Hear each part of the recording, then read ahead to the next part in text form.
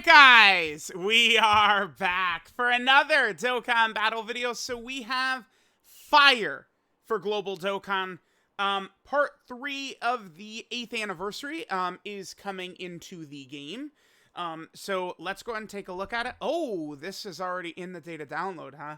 On JP, this was kind of like a hidden, like, final thing that dropped. This really, man, I don't know. I've talked about it so much, but I feel like the 8th anniversary is just so disrespected. Like, I hear people say that there's not as much content to do, which is wrong, right? I hear so many, like, takes about this.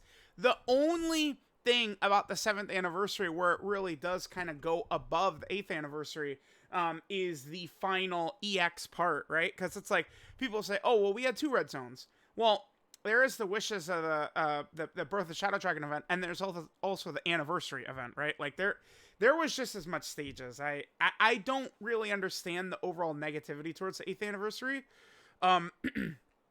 It's besides just the fact that the 7th anniversary is double Gogeta. It seems just because 7th anniversary was double Gogeta, it really does. Alright, so we have the new stages for the Majin Buu Saga EZA area, so you can get the Hercule and Bobbity EZA. I think that they suck for the most part. There's the new stage for the Birth of the Shadow Dragon event. That is the Sin Shenron fight, which has now been replaced since there has been a stage 8 added to the event. A most difficult fight against Omega Shenron. But this fight is still very challenging against Sin Shenron. It's so hard, and it's definitely still, I think, the second hardest fight in the game, that I am planning on still doing showcase like fights in this stage, because it is structured very similarly to the Omega Shenron fight, but I mean, there's different typings, and different characters can be good in there compared to other, right? So, I'm still going to do showcases in this stage. Against Sin is very tough. The 8th anniversary battle, some of these stages are a little bit hard.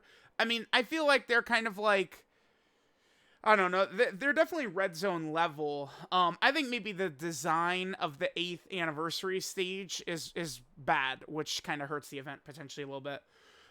We have the EZAs for the Blue Fusions. I mean, this is, most people seem to indicate that this is the most exciting thing for them in the anniversary. Then we have a chain battle against Vegeta and Nappa.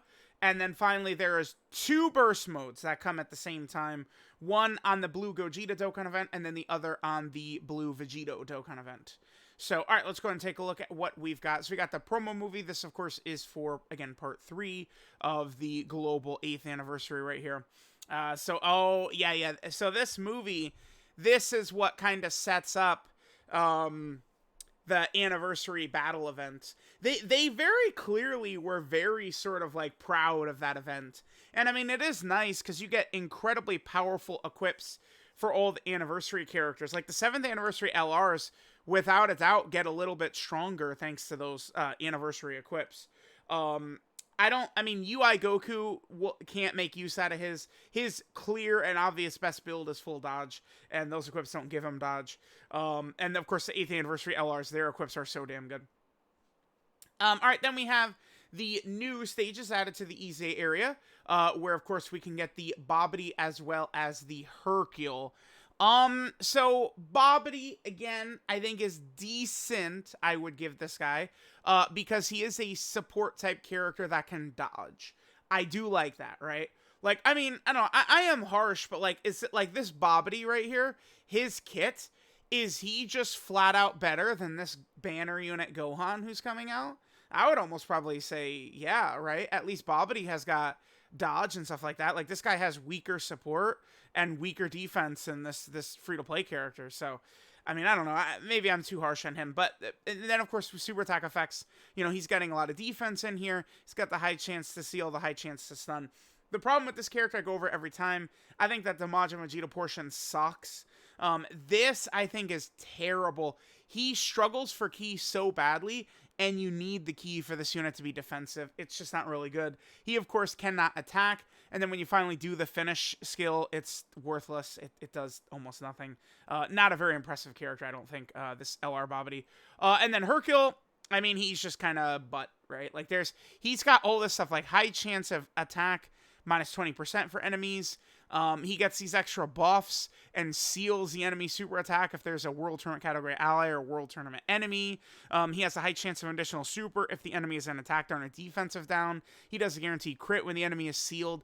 He's just got like a lot of just sort of like garbage. It's just like fluff, right? It's like these are not abilities that you're actually going to get to be able to make use out of, right? It's unfortunate. And then he has this high chance to revive right here, starting from the 6th turn. I mean, listen, at least there's no HP condition. Let's just get to the 6th turn, but then it's a coin flip. You have to go through a series of coin flips. The good news is that if you can revive, again, the little revive symbol will be on him. It's not really, just put him in front of the attack and pray you could revive. Like, I would say that this is probably better than a chance to guard character where you have no indication whatsoever. At least with Hercule, you do know if he could actually revive, but he's trash. He sucks. I'm not a fan. So we have, the EZA for those 2 characters. There is the fight against Sin Shenron. Sin, I would say, is without a doubt the 2nd hardest fight in the game. What it is that these 2, Sin Shenron type fights that we get here, stage 7 and stage 8 against the 2 of them, they have sort of the same powerful gimmick, which is this huge damage they do on their AoEs, right? If you're like a super class character, I mean, you're eating these normals for, 580 plus or something like that. Like, it's a lot. This guy hits really hard. So there's numerous super good characters that really takes a lot of damage from like this guy, right? Like who's good? Path to Power Kid Goku, right, is a character. Maybe like Gamma 2 potentially is a character. Like strong characters who typically can break 1,000,000 defense after they super attack.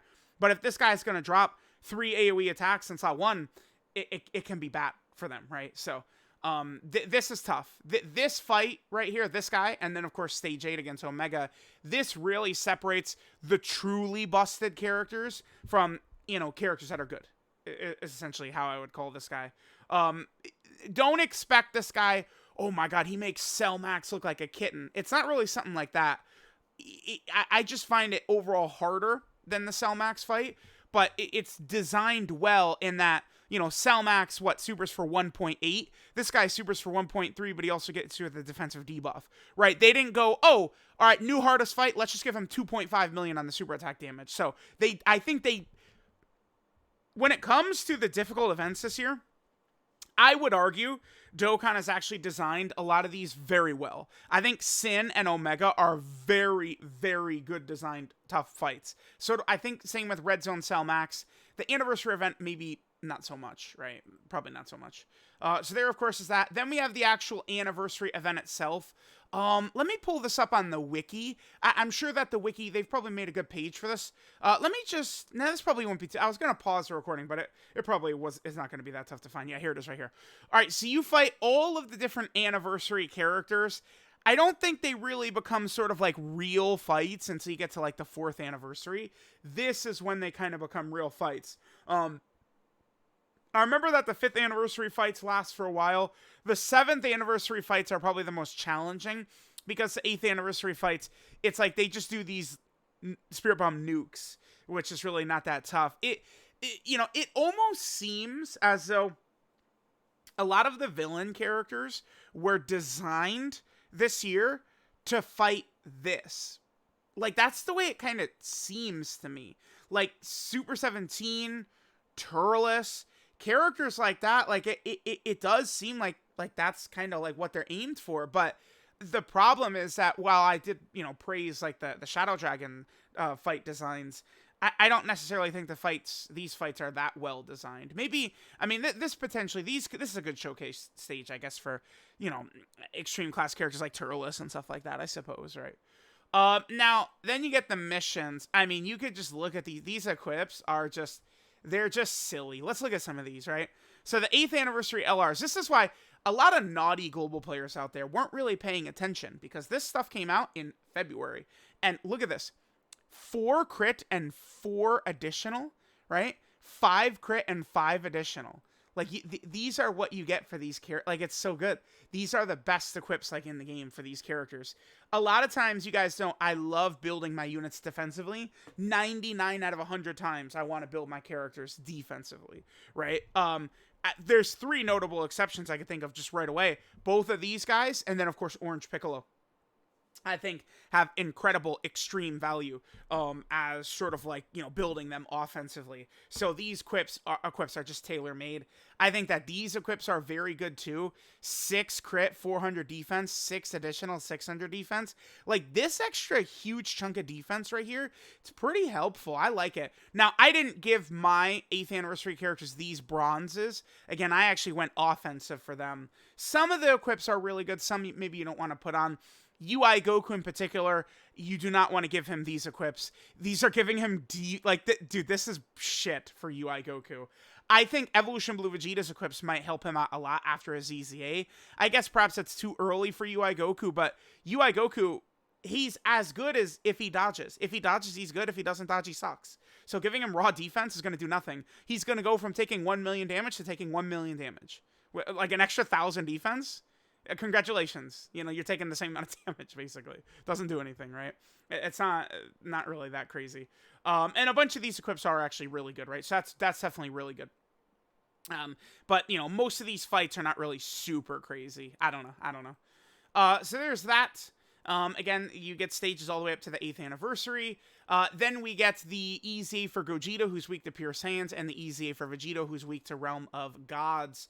Now, these are kind of like, honestly, some of the big prizes of the anniversary.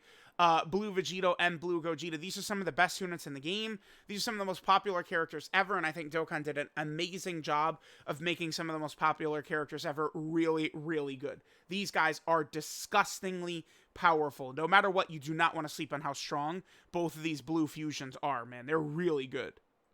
So let's go over some of the main things that make these guys so crazy. So both Vegito and Gogeta, they're very, very similar in how they function, right? They both have to do 4 attacks to build up their stats, and then 5 attacks to build up their ki. They both function the exact same way with that. Prior to their EZA, they had to do that in slot 1 or 2. Now they can do it in slot 3. Slot 3 is a very effective place to use them because they get the huge ki, the additional super for Vegito, and then the 70% chance to dodge. Gogeta also gets the additional super. Now, where I think the 2 units differentiate a little bit is basically this. So, Vegito gets a guaranteed additional super, then a 30% chance of an additional super as a first or second attacker in the turn. And then, and then right here, he gets an additional super when ki is 24. So, Vegito can super, hidden potential system super, right? Yeah, 1, 2, 3, 4, 5. He could do 5 supers at his best, at 24 ki, right? Which, of course, is ridiculous.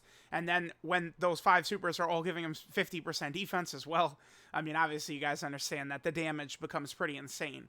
Now, the reason I like Vegito over Gogeta is because that gives him a stronger, more consistent defense. Gogeta over here, he has 2 additionals, of which a 30% chance to be a super, and he's always super effective against all types as first or second attacker on a turn. But then he gets a guaranteed crit when ki is 24. So at his best, he could do 4 super crits, right? But, I mean, you know, Vegito could do 5 super crits while having better defense. This medium chance, this is the huge issue. Because Vegito's, this right here is not a one-time proc. Like, oh, we didn't get the 30%, we missed it. It's not how it works. This attack, it's like LR Namek Goku and Full Power Frieza. This can trigger on every attack Vegito does. So, that's the thing. This can trigger on every attack he does, and so can the hidden potential system can trigger on every attack he does. So, it turns into a chain reaction of him almost always doing 4.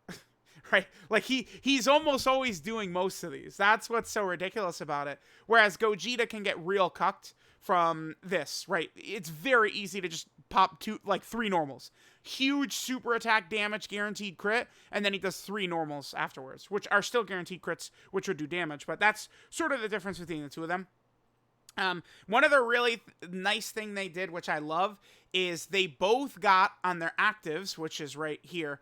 Both of their active skills got an OST added to it, which I think is one of the smarter things Dokkan has done. Them getting an OST added to it was just such a damn good idea. And then finally, I mean, I probably should have talked about this first, but whatever. They both have 100% chance to dodge their first turn after transforming.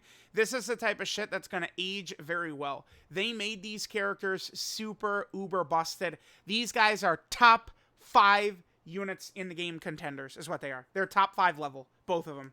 I like Vegito a little bit better, but I would never split them up in like a tier list. They have functionally the same kits, just minor differences essentially, right? So they are very close to the same character. But you know, Vegito, I think just the way he is with his additional supers, I think is a little bit stronger, right? But yeah, they're so good, man. Then we have a chain battle.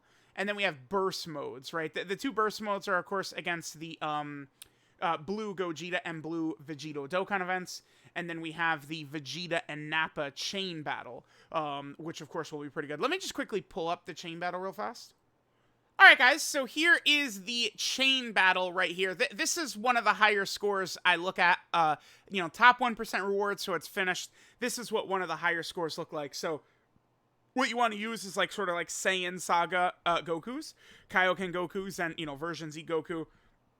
And then for Frieza down there as the villain, it's essentially, I mean, these are mostly Golden Frieza characters, right? Golden Frieza, this is just LR first form Frieza. This is essentially transforming Golden Frieza. This is the TUR for the first form LR Frieza. This is the SSR for the transforming Golden Frieza. And then this, of course, is an LR Golden Frieza.